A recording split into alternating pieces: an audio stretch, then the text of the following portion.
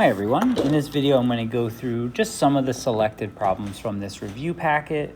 If you need any additional help, you can look at the answer key online. There has the worked out way to do it, but I'm going to pick a few on each page to do just so you could hear a way to do them, just to make sure you have somewhere to start in case you get stuck. So with number 1, 2, and 3, they're all similar problems. So I'm just going to do number 1.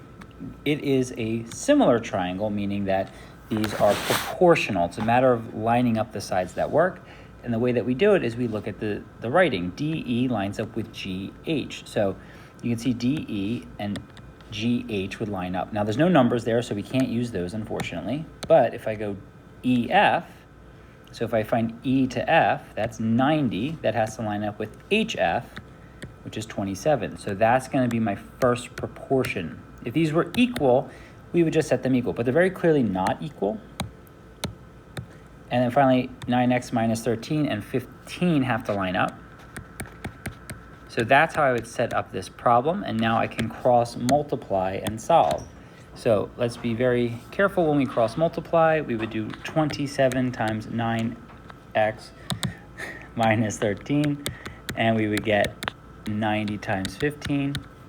So after distributing, I get 243x minus 351 equals 1,350. Adding the 351 to both sides, and then dividing by the 243 gets me x equals 7. So if I needed to plug it back in, obviously I could do that, but that's it. So that's how you would also do 2, look for the proportional sides. Now with 3 as a little hint here, 24 and 21 is the proportion. And so is 4x minus 12 and 2x plus 9 as your proportion. So there are 3 ways to prove triangles similar. The easiest way to do it is angle-angle. If you know any 2 angles are similar, then or the same, that means they're similar. Side, side, side, if you know all 3 sides are proportional. And then side, angle, side. So this is going to be the best one to use every time. So I'm going to do 4 and 5 real quick to show you how we know whether they are similar or not. So look at the smallest side to the smallest side. 5 over 7. That can't be reduced, but let's look at the largest to the largest. 15 over 21. Now these are both divisible by 3, so I get 5 out of 25 and 7. And then if I look at the last shape, we get 11.2 and 8. Now this may look kind of odd, but when you actually divide it out, it is the same decimal value as the previous 2. So it's actually proportional. So this is proportional by all 3 sides. Whereas number 5, these are parallel lines, meaning this angle and this angle corresponds, and this angle and this angle corresponds. And just like that, I'm already done because I know that 2 angles have to be the same, so it's proportional by angle. So that's what you're doing for all of those types of problems. So same thing with 6 through 11, okay? So you just have to check. I'll look at 10 real quick because this is the real one that tends to be one that throws people off because the parallel sides, again, these 2 sets of angles are proportional and we're done. This is the best way to do it. So if you can find 2 angles to be the same immediately, then it has to be proportional by angle. Next, Pythagorean theorem. So you should be really familiar with it at this point. A squared plus b squared equals c squared.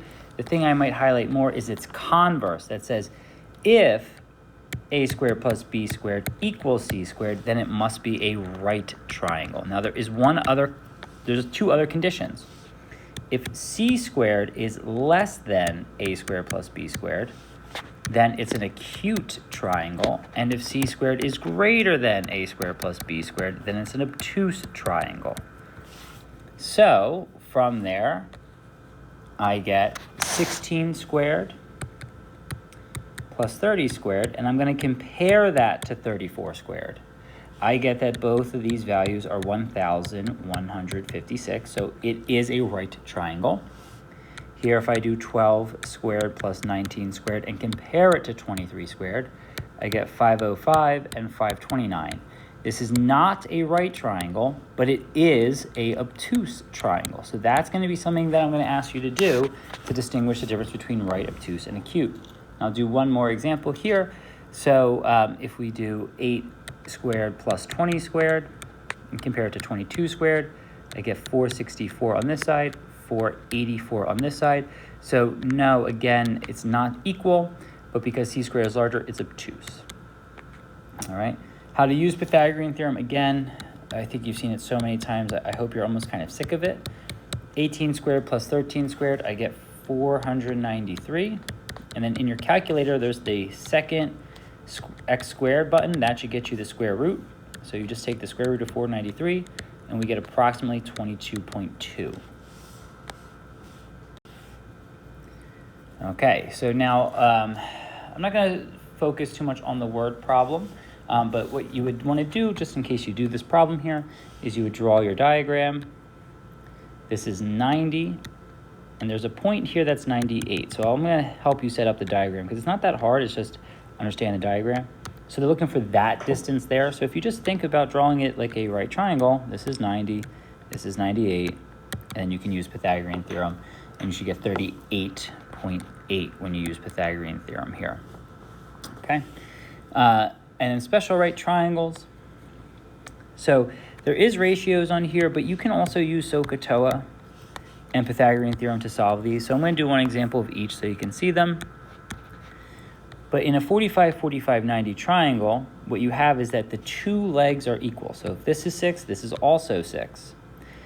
Then all you have to do for a 45, 45, 90 right triangle is take one of the side legs, so 6 in this case, and just put a root 2 on top.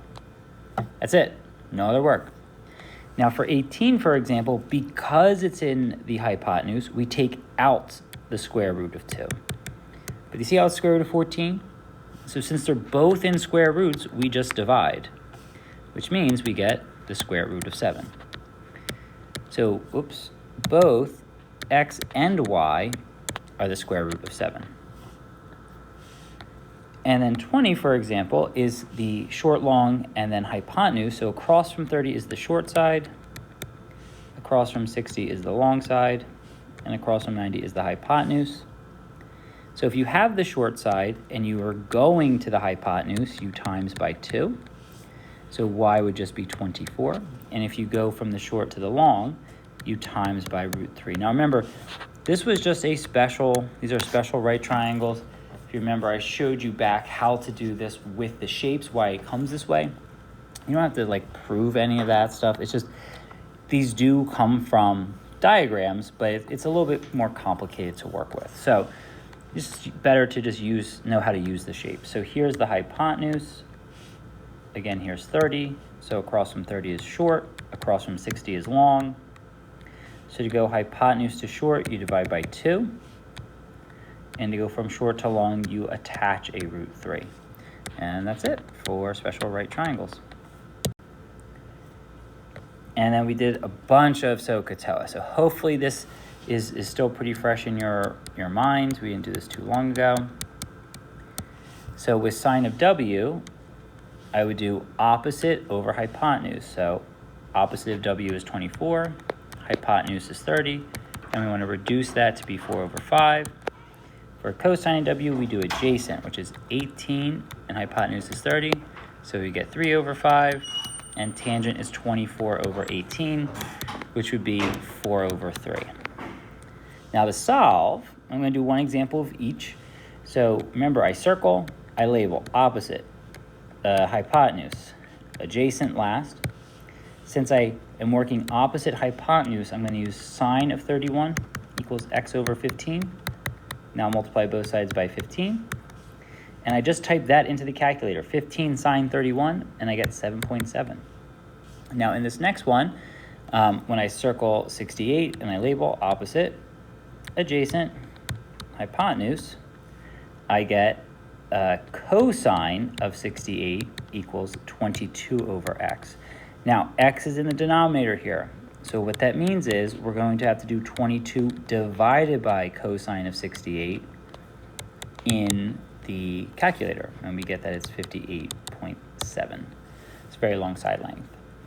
And then finally with 28, I'm looking for the angle. So opposite, hypotenuse, adjacent. So it's opposite and adjacent, so we're going to do tan of x equals 28.